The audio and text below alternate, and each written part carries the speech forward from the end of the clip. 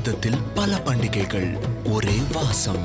பாரத்வாசி அகர்பத்தி. தமிழகத்தில் அதிக மழை பொழிவு காரணமாக 13,000 ஹெக்டேர் விளைநிலங்கள் பாதிக்கப்பட்டிருப்பதாக அமைச்சர் MRK பன்னீர்செல்வம் தெரிவித்துள்ளார். தஞ்சாவூர் மாவட்டம் உக்கடை கிராமத்தில் மழை நீரில் மூழ்கிய பயிர்களை பார்வையிட்ட பிறகு செய்தியாளர்களிடம் பேசிய அவர், அதிகபட்சமாக நாகை மாவட்டம் 7,681 ஹெக்டேர் விளைநிலம் பாதிக்கப்பட்டிருப்பதாக கூறினார். 33% அளவுக்கு பாதிக்கப்பட்ட பயிர்களுக்கு உரிய இழப்பீடு வழங்கப்படும் என அமைச்சர் MRK பன்னீர்செல்வம் தெரிவித்துள்ளார்.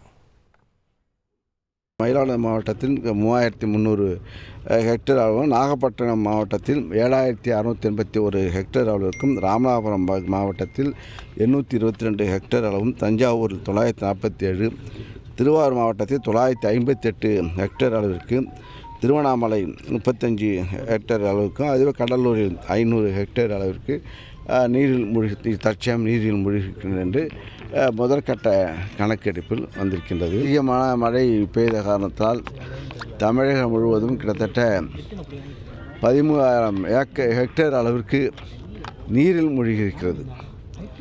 இதனுடைய தன்மையை துறையினுடைய அதிகாரிகள், மாவட்ட நிர்வாகமும் கண்காணித்து அதை கணக்கெடுக்கின்ற பணியை செய்து கொண்டிருக்கின்றார்கள். 33% அளவிற்கு பாதிப்பு இருந்தால் அதற்கு உரிய நஷ்டஈடுகள் வழங்குவதற்கு அடிப்படை கணக்கெடுக்கின்ற பணி நடந்து கொண்டிருக்கிறது. பாரதத்தில் பல பண்டிகைகள், ஒரே வாசம். பாரத்வாசி அகர்பத்தி.